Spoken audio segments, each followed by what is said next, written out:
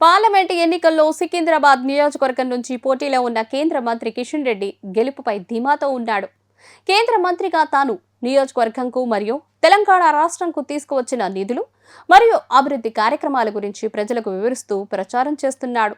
తాజాగా సికింద్రాబాద్లోని పలు ప్రాంతాల్లో పర్యటించి ఎన్నికల ప్రచారం నిర్వహించిన కిషన్ రెడ్డి మాట్లాడుతూ మూడోసారి బీజేపీ అధికారంలోకి రావడం ఖాయం.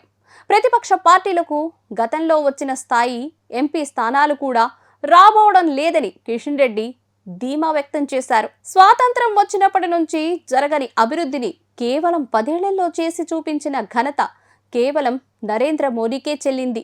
అన్ని రంగాల్లో కూడా దేశాన్ని అభివృద్ధిలో ముందుకు తీసుకెళ్లిన ఘనత ప్రధాని నరేంద్ర మోడీది. అందుకే దేశంలో మరో ప్రత్యామ్నాయం అక్కర్లేదు అనుకునే స్థాయిలో పరిస్థితి మారింది.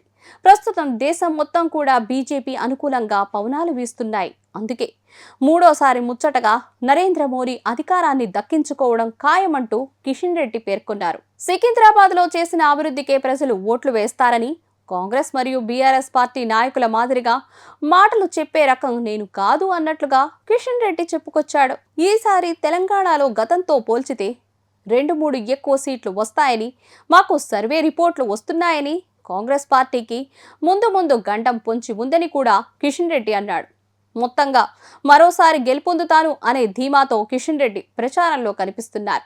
తెలంగాణతో పాటు దేశవ్యాప్తంగా యూడా ఎన్డీఏ కూటమికి గతంలో పోల్చితే ఓట్ల శాతం భారీ ఎత్తున పెరగడంతో పాటు సీట్ల సంఖ్య కూడా గణనీయంగా పెరగబోతున్నట్లుగా కిషన్ రెడ్డి అభిప్రాయం వ్యక్తం చేశారు. ఇప్పుడు ఆపరేషన్ లేకుండానే మోకాళ్లకు ప్లాస్మా ట్రీట్మెంట్, మీ ఆర్థోపెడిక్ సమస్యలన్నిటికీ రోబోటిక్ టెక్నాలజీ ద్వారా తక్కువ ఖర్చుతో శాశ్వత పరిష్కారం, ఫ్రీ కన్సల్టేషన్, ప్రతి ట్రీట్మెంట్ పై 20% డిస్కౌంట్. ఈ ఆఫర్ కొద్ది రోజులు మాత్రమే, త్వరపడండి. V9 hospitals 9281465842